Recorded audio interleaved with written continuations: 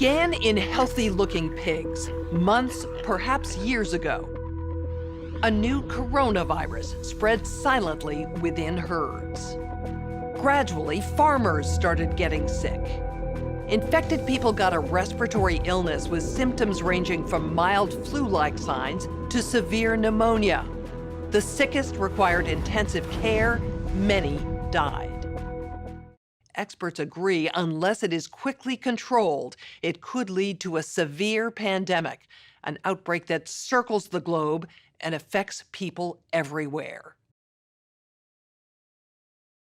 The mission of the Pandemic Emergency Board is to provide recommendations to deal with the major global challenges arising in response to an unfolding pandemic. The board is comprised of highly experienced leaders from business, public health, and civil society.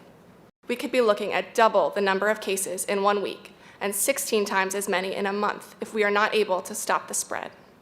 That would be on the order of 500,000 cases, and it would continue to rise exponentially. In 3 months, we could be approaching 10 million cases. We're at the start of what's looking like it will be a severe pandemic. And there are problems emerging that can only be solved by global business and governments working together.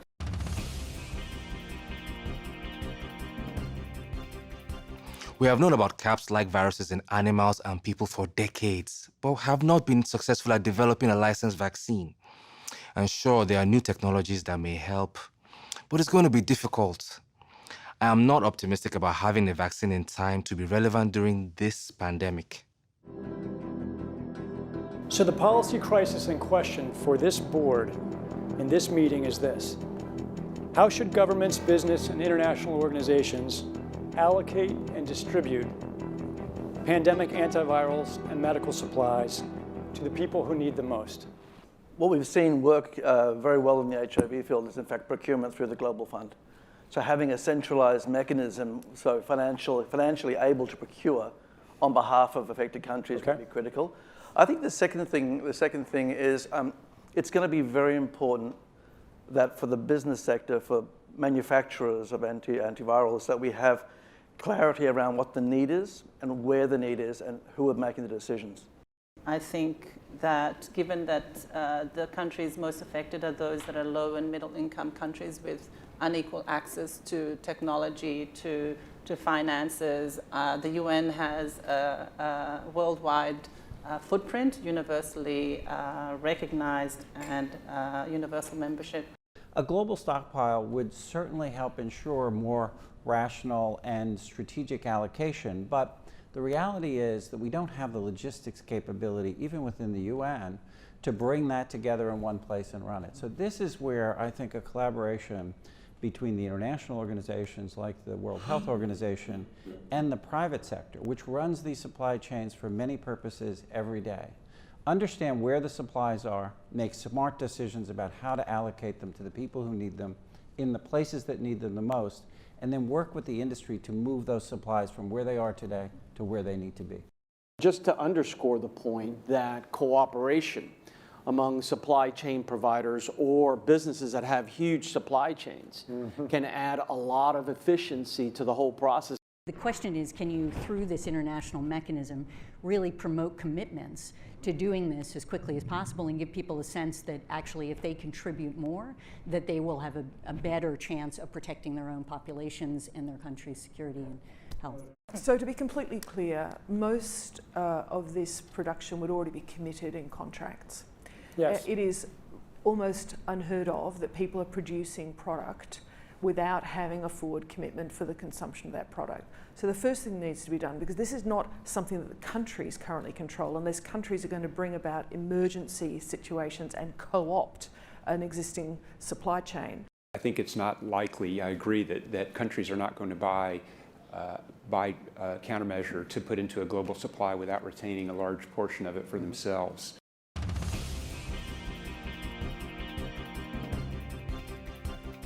Public health agencies have issued travel advisories, while some countries have banned travel from the worst affected areas. As a result, the travel sector is taking a huge hit. Travel bookings are down 45%, and many flights have been canceled. A ripple effect is racing through the service sector. Governments that rely on travel and tourism as a large part of their economies are being hit particularly hard. How should national leaders, businesses, and international organizations balance the risk of worsening disease that would be caused by the continued movement of people around the world against the risks of profound economic consequence of travel and trade bans? If there's some sense that there's a UN institution that can do all of this, then I worry we're suffering from a delusional disorder on the power of the UN. It's really important to get those industries and their trade associations and an efficient leadership established which is decentralized but has a collective responsibility and accountability. And that needs to be supported by the public leadership. What is essential, what is non-essential travel, we have to clarify this. Otherwise, if we go down to 20% bookings over a long period, the company will run down. That's a fact. You know, there's a whole complex set of issues in a highly interdependent world on supply chains that are just in time. We need to think about how much flex there is in that just-in-time supply chain system and make sure it keeps running. I think it's going to take specificity, and it's going to take knowledge that only the private sector has. The UN can play an important coordinating facilitation role, but the companies know where those commodities are, where they move, how to move them, and that's where a type of public-private collaboration that we have not generally had in these crises needs to be put together pretty quickly. We are not out of money yet, but the fact is we are trending in a dangerous direction and something needs to change. So the policy question for this board now is how should financial resources be prioritized? Are there nodes that we cannot allow to fail?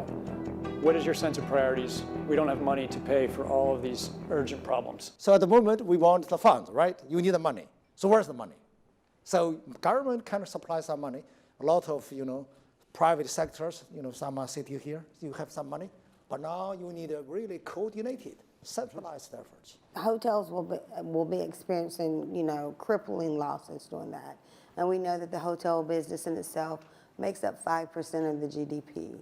Governments need to be willing to do things that are out of their historical perspective, or for the most part, it's really a war footing that we need to be on. We shouldn't underestimate the power of entrepreneurship. We need to escalate that, whether it's through the government's helping with tax breaks or subsidies of that nature to increase manufacturing of those types of products. It can happen quickly. A Marshall-type plan, don't mean to say that exactly, but a Marshall plan that can go into effect can stimulate change very quickly. Countries are reacting in different ways as to how best to manage the overwhelming amounts of dis and misinformation circulating over the internet. In some cases, limited internet shutdowns are being implemented to quell panic. How much control of information should there be, and by whom? And how can false information be effectively challenged? And what if that false information is coming from companies or from governments? I think it's very important that we make sure that there is concise communication with all healthcare facilities where these patients are being treated so that there isn't mass panic. We're at a moment where the social media platforms have to step forward and recognize the moment to assert that they're a technology platform and not a broadcaster is over. They, in fact, have to be a participant in broadcasting accurate information and partnering with the scientific and health communities to counterweight, if not flood the zone of accurate information, because to put the genie back in the bottle of the misinformation and disinformation is nigh impossible. One thing we haven't spoken about, and I'm wondering whether it's time to talk about this, is a step up from the part of the governments on enforcement actions against fake news. I personally do not believe that trying to shut things down in terms of information is either practical or desirable. And we do have, I think, a couple of strategies that are available to us, one of which is the flood strategy, second of which is relying and informing and equipping trusted sources of information with the facts so they can then pass that on. But we also need to actually think about a technological answer to this. The outcome of the CAPS pandemic in Event201 was catastrophic. 65 million people died in the first 18 months.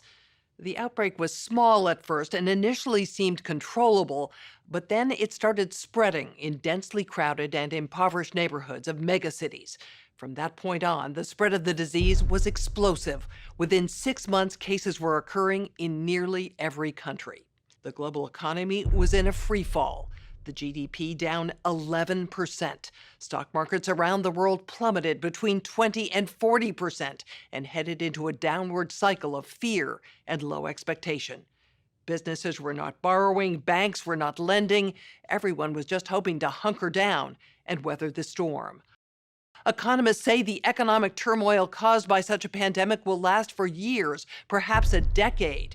The societal impacts, the loss of faith in government, the distrust of news, and the breakdown of social cohesion could last even longer. We have to ask, did this need to be so bad? Are there things we could have done in the 5 to 10 years leading up to the pandemic that would have lessened the catastrophic consequences? We believe the answer is yes. So, are we as a global community now finally ready to do the hard work needed to prepare for the next pandemic?